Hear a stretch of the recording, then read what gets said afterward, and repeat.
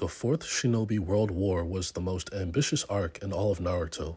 It spanned nearly 200 chapters, well over a quarter of the series, and had the very challenging task of wrapping up the storyline of one of the biggest anime of all time with a satisfying conclusion. And while this arc succeeds in delivering some of the greatest highs the series had ever reached, and some incredible narrative payoffs, many of Naruto's best moments undoubtedly come from this arc. It also gave us some pretty lackluster lows for the series as well. For this reason, when asked what grade I would give the war arc, I would definitively give it a C. A lot of the positives and negatives balance each other out. It isn't a masterpiece or anything, and I wouldn't even call it good, but it isn't unwatchable either. And if this were any other arc in the series, a C would not be so devastating. A C typically means that you are average, but for the final arc of the series to be just average at best, it really left a lot to be desired among many in the Naruto fandom. For this video, I'm going to break down how the war arc failed to reach its glorious potential. And I want to start with the pacing because that's something you notice almost immediately. I think starting the war off with a lot of small-scale battles with characters we barely know or care about was a mistake. I don't know anyone who thinks Ginkaku and Kinkaku are a highlight of the war arc, and if it weren't for Darui being such a cool character, this would have fell completely flat. Also, I can think of 100 more interesting interactions than Kankuro and Sasori to start off the war arc. And this is the last place we should be trying to give Sai some character development. Mifune versus Hanzo, while certainly interesting and worth exploring, seems poorly placed and affects the pacing outright, right from the beginning. Even the interactions between Team 10 and the reanimated Asuma, or Kakashi versus the reanimated Zabuza and Haku, fall incredibly flat because it feels kind of cheap, almost like a nostalgia play. While it's cool to see some of the reactions to how much things have changed since their deaths, there are many arguments made that Jiraiya was not brought back because it would have cheapened the impact of his death. And I feel kind of the same way about Asuma, Zabuza, and Haku here. The only way you can get away with something like this is if you gain more narratively than you lose by bringing one of these characters back. Take Itachi, for instance. Another reason why the pacing feels off is because of the contrast between how much time passes during the war in the series and how much time we spend reading it. The entire war arc takes place over the span of 2 days, which is insane. 200 chapters taking place over 2 days. Both the allied shinobi forces and the Zetsu army lose half of their forces within the first day. It feels like a lot is happening, but yet nothing of substance is taking place or being shown to us. We are being told what's happening instead of shown what's happening. The pacing feels slow even if a lot is supposedly happening, and that's because of what is being shown. A lot of battles that felt random, had low stakes, and were stacked one after the other. It really wasn't the strongest start to this arc, and things didn't pick up until Naruto arrives on the battlefield, and later when Madara pulls up on the 4th Division. The next point I want to cover is the power scaling. Now in Battle Shonen, having balanced power systems and power scaling is crucial to being able to tell a compelling narrative through the action genre. When that power scaling isn't balanced, however, you can run into several problems. For one, large swaths of fighters can instantly become irrelevant or pointless, which is horrible for an action anime undergoing a war arc with dozens of important characters. Naruto eclipses so many of his allies who are incapable of reaching his tier of power that it seems laughable to imagine any of them going up against Madara, Tobi, Kabuto, or Kaguya. Their only use is fighting the fodder of the White Zetsu army. They may as well be nameless leaf Chunin at this point, because that's the role that they're fulfilling here. Many of them weren't even cleverly used. Choji and other Akimichi clan members could have been somewhat useful at stopping, or at least helping to stop the meteorites that were falling if any of them were part of the 4th Division. That would have been an incredible moment for Choji as a character. Things like this could have been sprinkled throughout each of these fights to make even the smaller battles seem more interesting and make the side characters a lot more useful. An unbalanced power system can also shatter the audience's suspension of disbelief when characters receive a major power-up. As cool as Kakashi manifesting the Susanoo was, it required a lot of mental gymnastics to justify it. And when the plot is basically asking you to just roll with it, you end up sacrificing a lot of merit for the sake of spectacle. And speaking of spectacle, that's what most of the battles in this arc became about. Spamming a lot of high-level ninjutsu like the Rasengan, the Kamui, the Amaterasu, the Susanoo, and the Nine-Tails Chakra Cloak over and over. I don't know about you guys, but I prefer my Naruto battles up close and personal. That's where the combat excels and differentiates itself from other anime. There's a reason why the Madara fight against the 4th Division, the Kakashi versus Obito battle, and Naruto versus Sasuke remain so highly regarded as some of the best fights in Naruto from this very arc. The fight choreography in Naruto is second to none, and the best Naruto fights tend to have high-speed taijutsu as a basis for the combat, with high-level ninjutsu being used when there's an opening, to create an opening, or to set up a multi-layered strategy. Spamming powerful ninjutsu and kaiju chakra cloaks over and over gets extremely redundant after a while, and unfortunately, as the power scaling advanced into demigod territory, these types of fights became more common. And speaking of demigods, making Naruto and Sasuke the reincarnation of alien demigods really changed the DNA of the series, and not for the better. I can speak more about this in the Kaguya section because you already know I can't do a video on this topic without discussing arguably the worst thing to ever happen to Naruto. But a lot of times when a massive power increase like the one given by the Sage of Six Paths isn't earned through hard work or some level of emotional tribulation, it can feel like a cheap handout regardless of how cool the power-up is, and pushes Naruto and Sasuke further from the rest of the cast, to being the only ones relevant in battle.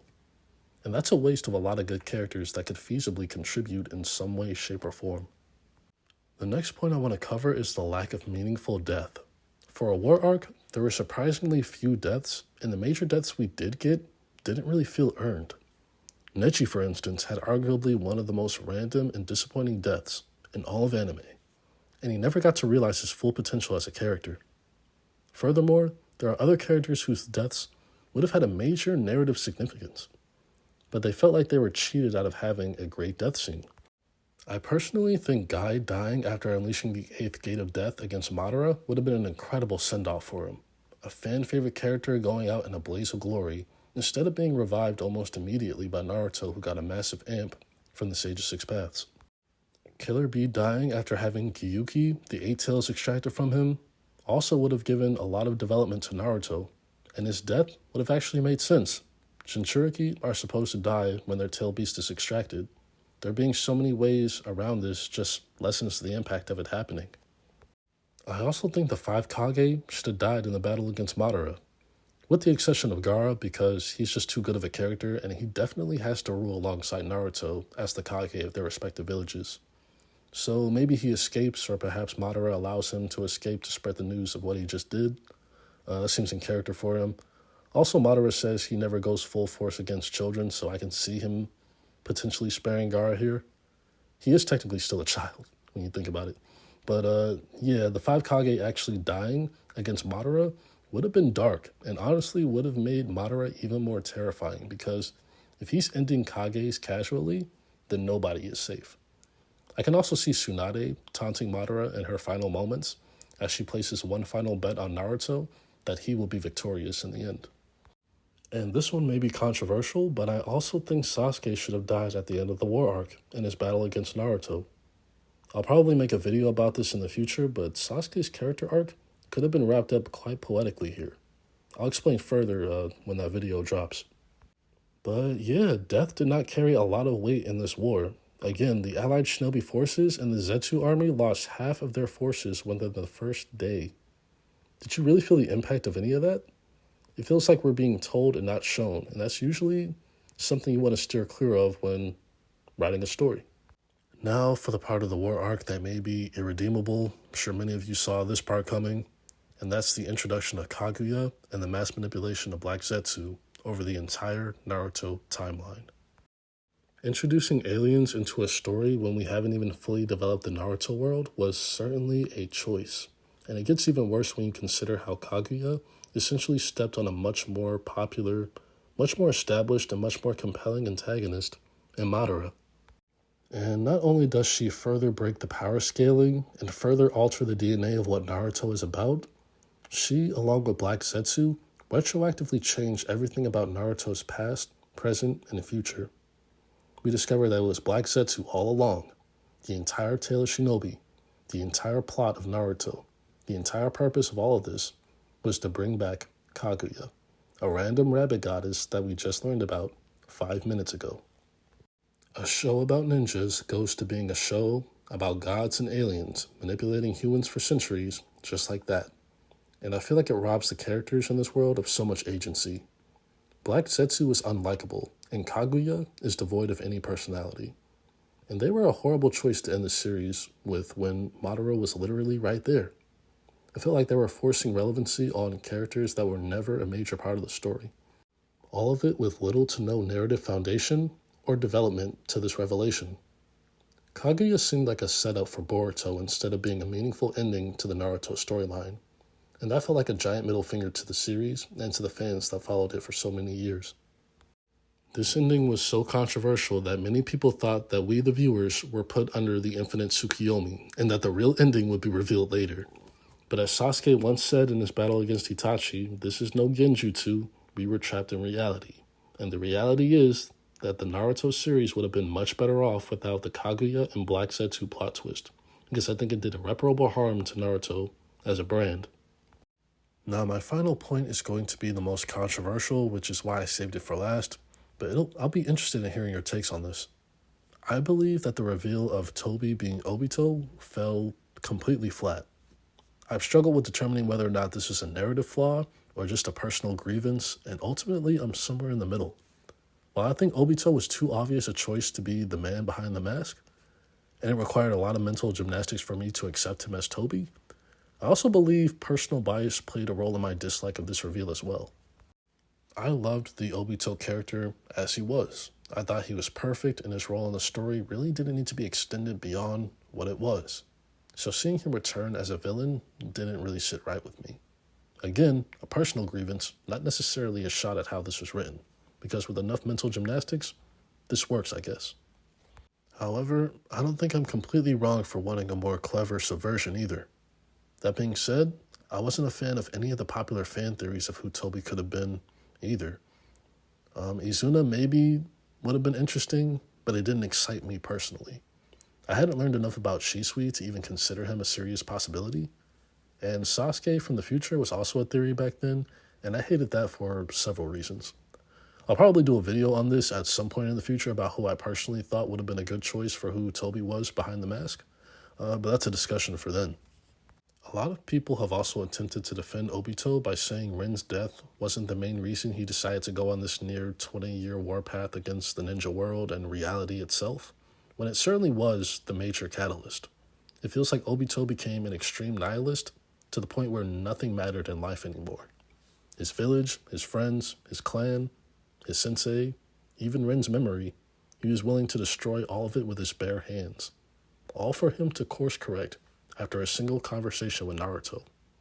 When I tell you Naruto should have been a genjutsu specialist the way he can talk no jutsu anyone, like give this man Tsukiyomi or something similar, because a 24-hour therapy session with Naruto would literally solve like 90% of the conflicts in this series, especially among the antagonists.